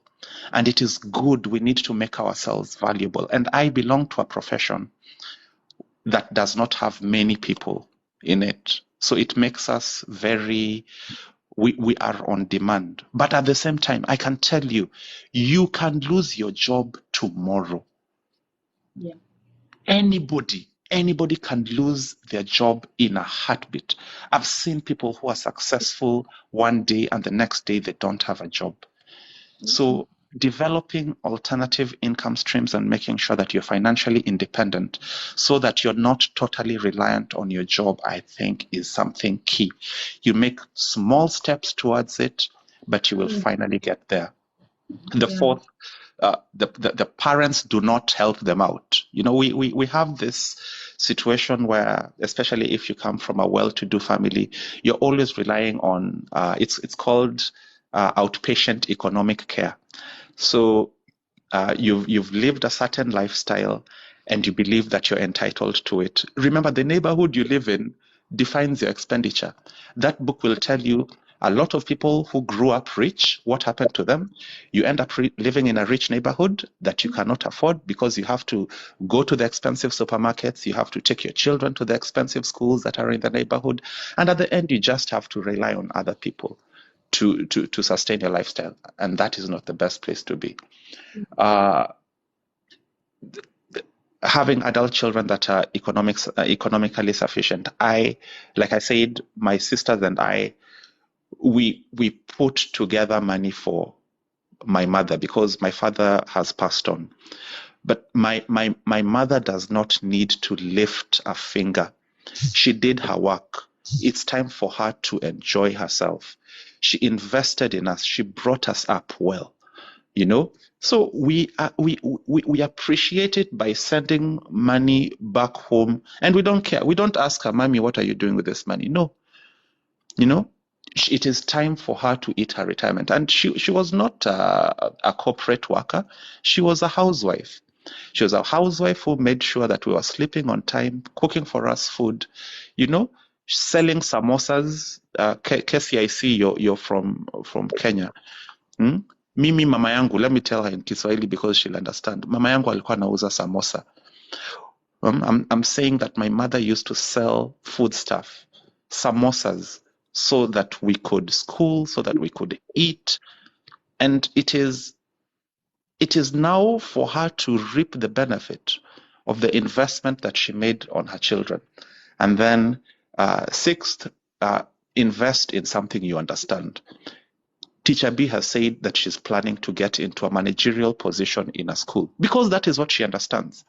Nobody should ever come to you and say, "Hey, there's an amazing investment in insurance. You need to be set." You do not understand insurance. No, that is when you get out of your comfort zone, people will con you. But if you say, "Okay, the next step for me is I want to get into a managerial position. The next step for me is I want to own a school." That is the business you understand. So you invest in things that you understand. And then finally, that book will teach you, choose the right occupation.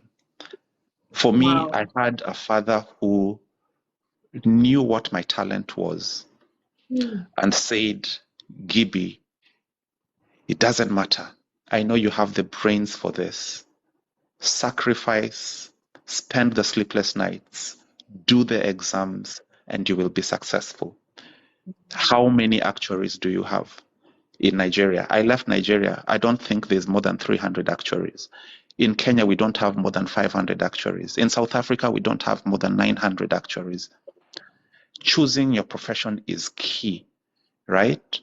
And if you're currently in a profession that is flooded, like everybody has said on this platform, I've heard Chucky speak so well about investing and building capacity so that you are getting into fields that are less crowded and you're giving yourself the best opportunity to accumulate and get more money. I think that getting money is not luck. Getting money is methodical, it takes sacrifice, and I think you really need a partner. For example, I have an amazing wife. You need a partner who supports you, and so yeah, that's my 2 cents. Thank you very much. Thank you so much, Mr. Gibson. Thank you. We really do appreciate you. Like, Mr. Gibson is always here and he's giving us exactly what we need to hear. We appreciate you for the words of encouragement and for everything. Guys, we have a lot we are learning. Like, Casey, how are you feeling? Oh, thank God I came. Oh my. Thank God I came. I have my notebook. I'm writing down. I really need this. Wow. Like seriously need this for sure. So just hearing people's experience, I think it was just my day. I didn't lose even if I came for money. Someone has spoken about money. Teacher B, I'm also a teacher. I've done the cash levels and all that. I'm still aspiring to do more. But so I've still learned from the start of all this. So I'm grateful. I'm really grateful. Wow. I'm grateful. Thank God. Hello, Mr. Chuku. Our time is up. So then why are you calling me when the time is up? Martha, why are you like this? I also Why are you want to like this? Why say are you calling me when the something. time is up? So I Okay, have a day. okay. Hello, Uh-huh. Mr. Chuku. I'm waiting so you can say what you want to say. Go ahead. No, I mean, if other people have something to say, let them just say something because the time is up. Uh-uh. Don't worry, I'll say it. Whenever I hear this topic money, what comes to my head, the first thing is I need a marker and a board because it will be sweeter if I illustrate it with writing. Actually, I think I need to make a video of that and then I film it. Actually, when I go to my classroom, I'll do that. I'll really do a short video of about 3 minutes regarding this money and on a board, writing and explaining. Mm. And okay, for now, let me just give a brief summary of what I'm saying. What I was saying is most Africans, I dropped a comment here that most of us Africans, we come to the UAE, we get jobs, some even get good jobs, and some end up being poor because of this word, cash flow. Cash flow. We do not really understand what we mean by cash flow. Cash flow means how money comes to you and how money leaves you. You get money through, you can have income stream and you can have out outward streams, how the money is leaving you, cash flow. So what makes you a rich person is not the fact that you're earning 8,000 or 10,000 dirhams or 2,000 dirhams or 1,000 dirhams. Is can you control cash flow? Can you control the money that comes and leaves you? When your salary comes in at the end of the month, can you control it from going out from your pockets? Now, can you control money to come in to your account? More money to come into your account. That's what makes you a rich person. Your ability to control that cash flow. I keep saying I would have really loved to have like a bot so I can do this explanation well, but I'll do a video on that. Honestly, just watching this has given me an idea of what that video is. I spoke about money the last time. I spoke about money management system the last time. I think Gifts, Mata Gifts also has a video of that on her page. You can just scroll down and the disadvantages of not having a good money management system, what it can do to you. You keep working money but you're not seeing where the money is going. At the end of the month you cannot give like a vivid account of where the whole salary you received has gone to. So I think that video is somewhere down. She posted it. I did a complete explanation of that. Let me It's not go back to that. because I So downloaded the entire video and I posted it there. yeah, the video is somewhere on her profile. You can just go there and you watch it. Let's try to get a good money management system. Derive a way in which you can sit down at the end of the month and you'll be like, okay, I received 3,000 this month as salary. I spent 400 on bed space. I spent 100 on this. You can give a vivid account of where every dirham you received that month has gone to. It's not just about having a job. What you do with the income you're getting, that's what will make you rich. Your ability to control cash flow. I need to make a video on cash flow. I really need to. Cash flow. I'll make a video on that. And then another thing, what makes you a rich person is it's not just about having money. When you have money, your ability to make money, your ability to keep money, and your ability to grow money. That's what makes you a rich person. You can have the ability to make money. That's you have a good job, you're taking courses, you're getting a better pay. But if you don't have a good ability to keep the money and grow it, it will go out. Everything will leave you through expenses and spending. That's why you need to know how to maintain that flow of money in between your accounts. Promo What's sake going and out call. what's going out and what's coming in.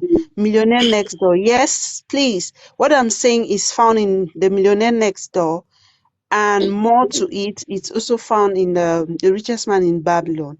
That's these 3 books. I'll advise anybody, even if you don't have time, just go to YouTube and get the summarized version. Or you can look for the 7 key lessons from The Richest Man in Babylon. It's just about 1 hour. You can listen to the podcast on your way to work or on your way from work when you're in the metro or in the bus, and you can just listen to the lessons. Me, I'm very lazy flipping books. I'm lazy with that. So what I do is I always get the audio versions. I listen to it. Wow. So you What can get Teacher B? you can always just download the summarized version where you don't have to read all the details. But if you really want to get the juice from it, get the whole book and just listen to it, every chapter of it. Trust me, these 3 books changed my life. The worst one is The Richest Man in Babylon. It gave me I had like a financial renaissance. Like I came to a realization of where I was. I had never really been looking at my financial situation that way. It made me to reflect on my financial situation and how I handle money. I was more conscious of my expenses. I was more conscious of what I'm doing with my money. I was not just before I always wanted to have a better job, better pay, grow and make more money. But I paused. I kind of had like a pause and I did like a heart check of everything I was doing with money. So if you read this, trust me, it's going to really, really change your view of money. The problem with most of us Africans is we are financial illiterate, to be very honest. We don't really know how to manage money. That's how you see somebody is earning 20,000 dirhams today. In the next 6 months, they get fired and the person is broke. You don't know, you're surprised, like, but this person had a job of 20,000. What happened? Why? Because they cannot control cash flow. They cannot control cash flow. Sorry, I'm reading a comment here. You say, Teacher B, you say you're lazy. Me, anything that is that's computerized is late. I feel uncomfortable to read. Honestly, me, what I do is at times carrying a book, to me, it feels too much. But if I have like a audio podcast and I'm listening to it, I just put my earphones, maybe on my way to work, I listen. When I'm going somewhere, I just put it on my ears. It's easier for me I can listen and I jot notes wherever I find something that really speaks to me. I jot down notes. So financial literacy is, I would say, is something that should be taught even in schools. They teach us to get jobs and make money. They don't teach us what to do with that money. That is what they are supposed to be teaching us in school. How to manage that money. Money, they say it's a tool. It follows the correct master. If you know how to use it correctly, you will be stupidly rich. If you don't use it correctly, you can end up with debts and you discover that you're just going around in circles. You're making money, it's leaving you every month. You're making money, it's just going out every month. Thank you, Teacher I B. know Gift is looking at me like, can this lady just stop talking? I want to go. I want to go. Glad you go. I'm glad you go. We still have Elvis. Thank you so much, Teacher B. Hello, Mr. Elvis. Hello, good evening, everyone. Good evening. I guess I'm the last speaker, or I'm a little bit late today. Speaker. Okay. I will just contribute on what the whole topic that I've been hearing and what it's all about. Like you guys are saying concerning the, finance management and how to grow yourself with money and how to manage yourself and all this kind of stuff like this. Okay.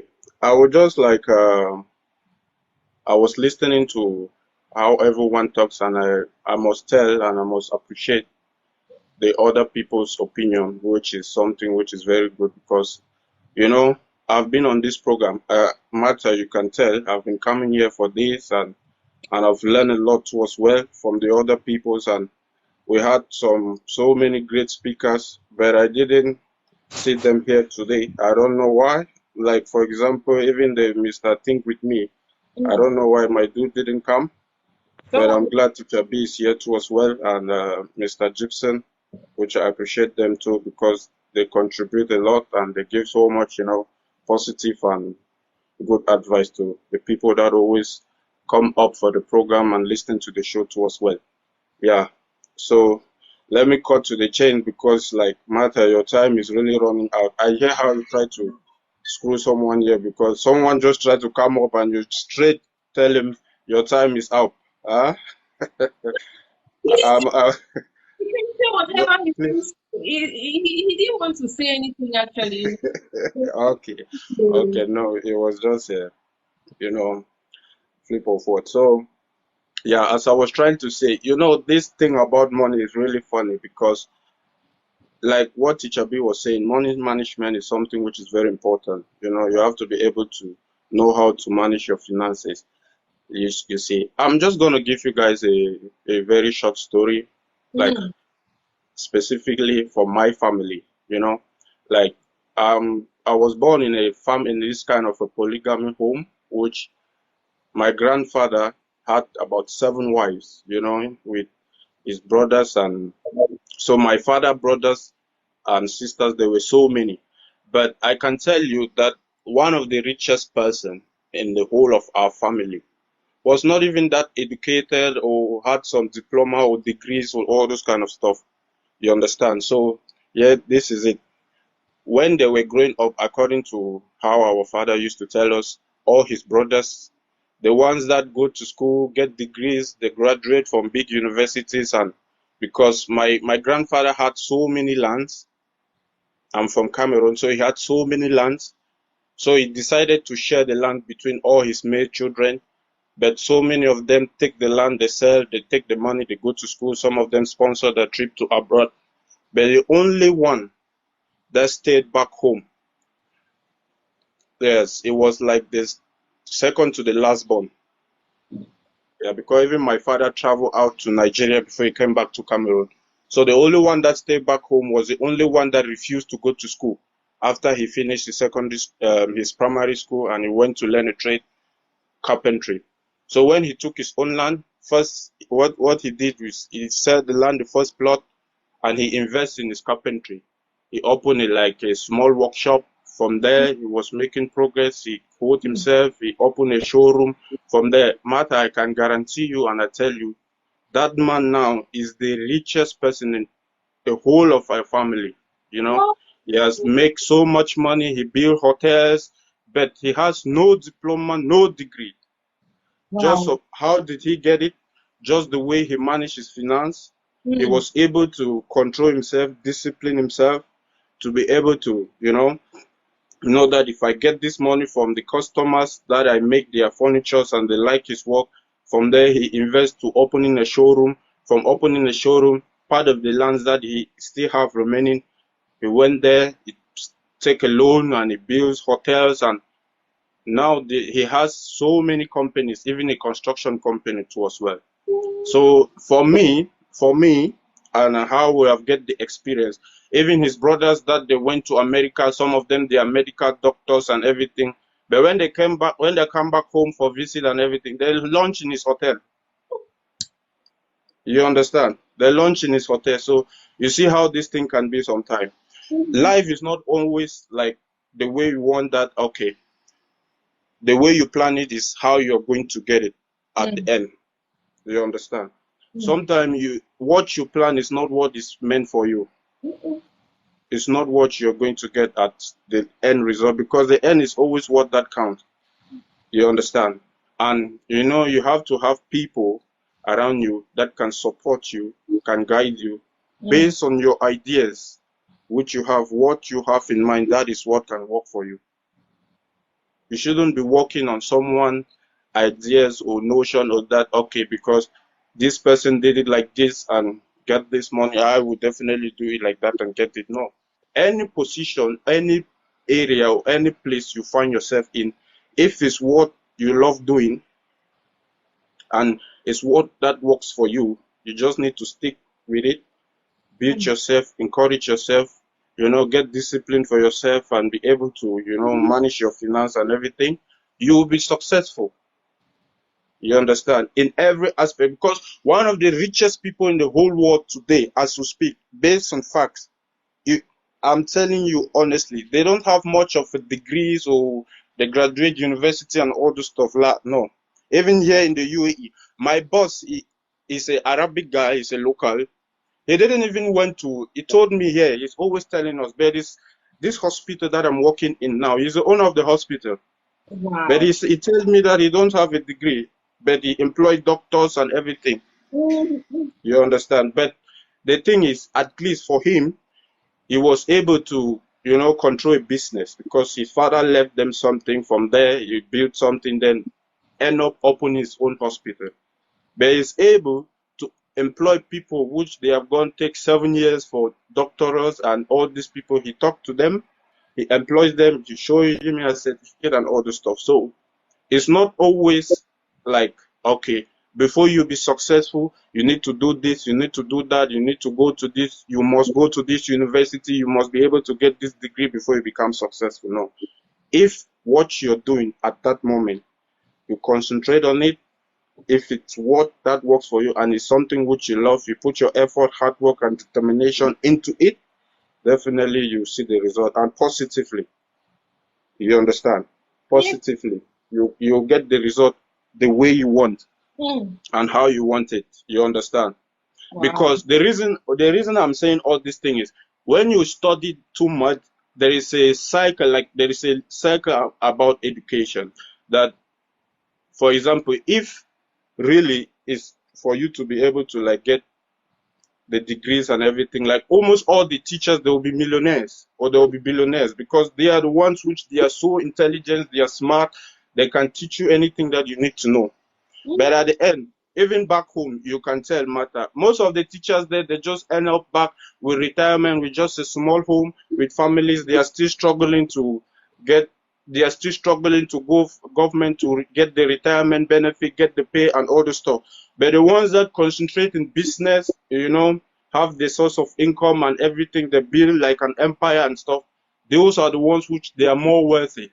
That they don't even have all this kind of the retirement benefit which is coming from the government and everything. But still, they have an empire which they can even transfer to their children as inheritance. You understand? So my point here is any place that you find yourself in, any situation that you find yourself in, but I'm not saying that education is the best thing you can get. Everyone, at least you need the basic, because for you to be able to succeed now, as in this generation, you must be able to have at least a basic of education. But we can't still deny ourselves that us as Africans, not most of the population as Africans, we don't have all the education that we need. So many people, our parents, but they were able to send us to school, they were able to provide our needs, pay for the tuition and everything, was able to get the degrees and stuff. You understand? But they themselves, they didn't even finish primary school. You understand? Some of them were able to succeed to be a business that they can even hand it over to you after you complete your university studies. You understand? Then now you just need to bring the ideas and the education which you get from school, come back there and try to grow the business in a more established manner or in a more successful way. You see now? So this is just my own, little bit of contribution, which I just needed to add to the show. Don't say little. I keep telling you guys, no one's contribution is actually little. Our voices are very important. Like very, very. You don't know what we've done. You just now, these 5 or 10 minutes that you've used to explain these things, you don't know what you've done. Guys, yeah, things are important. Because this is, people don't really get to focus on this part that much, as in nowadays, there so many people, they just get comfortable with where they always find themselves in. For example, you get a job as a manager or as a supervisor or as a very good paid job here in the UAE. Maybe you're earning 7,000, 10,000, 15,000 dirhams a month. But definitely you can lose that job. The point here is how did you invest the money while you were at that position? That even if in case you leave this country today, that money that you were getting at one point or at that point in time, will you be able to show for it even back home? Because the result is not always here. No, when they always call you, your family calls you from back home and everything, they don't ask about how you're living, the kind of luxury car you're driving or anything. No, they call you to base on their own, what they need from you. What are you doing back home? Your investment, because us as Africans, no matter how, you can never get the nationality from this place. So definitely, you will never be here. You have to go back home in one point in time. So the fact here is, when you're going back home, what is it that what is it that you've actually get to show for it? You understand? So it's always good for you to take an opportunity, take it upon yourself, that, okay, now I have this opportunity that I can be able to make this amount of money in a month. If I send this money back home, it can give me this huge amount. I'll be able to set up a business, create an empire, all this kind of stuff. So you'll be able to cut down on your expenses. I'm not saying that you shouldn't live a comfortable life here in the UAE, no, but you can live a comfortable life, but definitely just cut down on your expenses. Have a financial discipline, finance discipline, manage yourself, be able to caution yourself for some things that you really don't need. Some things are just based on luxury, which at that time in life, you don't really need them. There's money is always good to spend at all time. Even in your 60s, 70s, if they give you money, you will still spend it well. You understand? So it's not because you're getting this much money now, you think you can just flaunt it, you can just blow it anyhow you want. No. It will never Mr. be so Elvis, in your life. Yeah. Mr. Elvis, Yes, madam. by the time you know it, this lady's husband will just come and off this camera. No, but I'm just saying, what I'm saying is nothing but the truth. Some of us won't accept it because we have a different mindset, a different mentality based on this, money finance Yes, and money yes, bro. management and What all you're this kind saying of is stuff. true. Can we Yeah. continue on Friday? I'm helping a sister before they off this camera for us. Sorry, Okay. No. It's okay. So this is the thing I just wanted to contribute. on Yeah. Friday. Okay. We'll be here with you. No problem. Mr. Thank Gift, you. good night, Mommy Nizzy, good night, Teacher B, good night, Mr. Elvis. Good night, all. Thank you. Good night Bye. to everyone. Bye. Bye bye. Bye Bye. bye. Bye bye.